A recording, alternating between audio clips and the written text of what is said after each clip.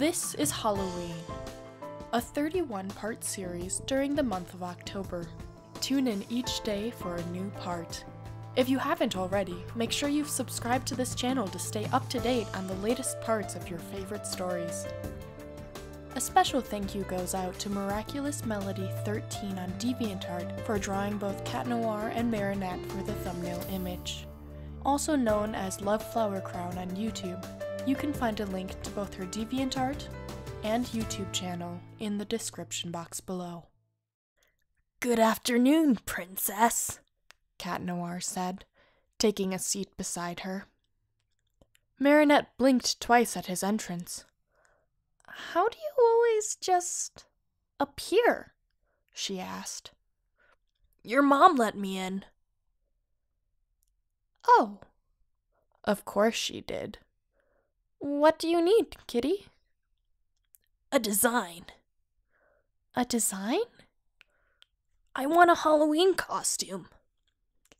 "Because being Cat Noir isn't enough?" "I know black cats are festive, but I'd love a little orange in the ensemble. It goes with my eyes." "And you can't have your party planner design you it because..." "Because you have the better eye," he said, pointing at an error in her math equation. "Oh, thanks," Marinette said, erasing her work and starting again. "For the compliment or the help?" "Yes." There was a moment of silence before the two of them erupted into giggles. She wasn't sure what they were laughing at or why it was so funny, but her heart felt light. Cat had a way of doing that to her. "Will you do it for me?" he asked, placing a hand on her shoulder. "What are you looking for?" "Well, ideally, I'd want a couple's costume with Ladybug, but I don't see that happening, so how about a vampire?" A flash rushed through her. Huh. That's odd. She was jealous of herself? As Ladybug? It kind of made sense. Cat Noir was her partner, so she wasn't used to him excluding her alter ego, especially when they'd be in the same place at the same time. It was almost lonely to think of them not doing something together with their masks on. Come to think of it, Cat spent a lot of time with his mask on without her. She only wore hers for Akuma fights and social functions, but he visited Marinette every day this last week and is throwing a party for party's sake. What else does he use the mask for that doesn't involve her? "Marinette." She looked up at the sound of Cat Noir calling her name. "Yes," she said. "You've been zoning out the last few days. Everything okay?"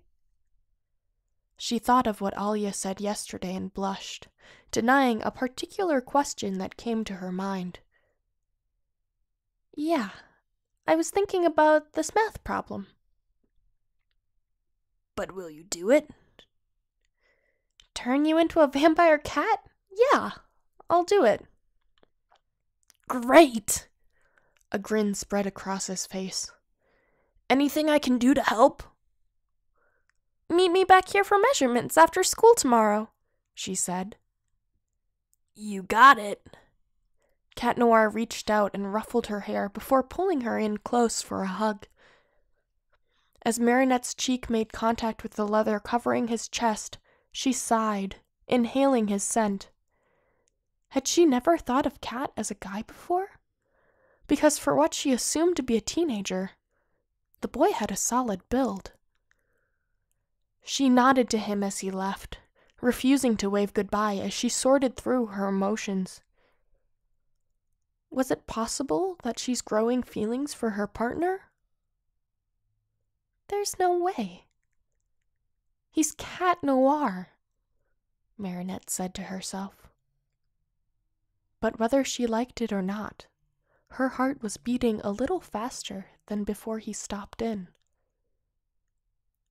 I haven't really gotten any writing done, because every time I try to, this happens.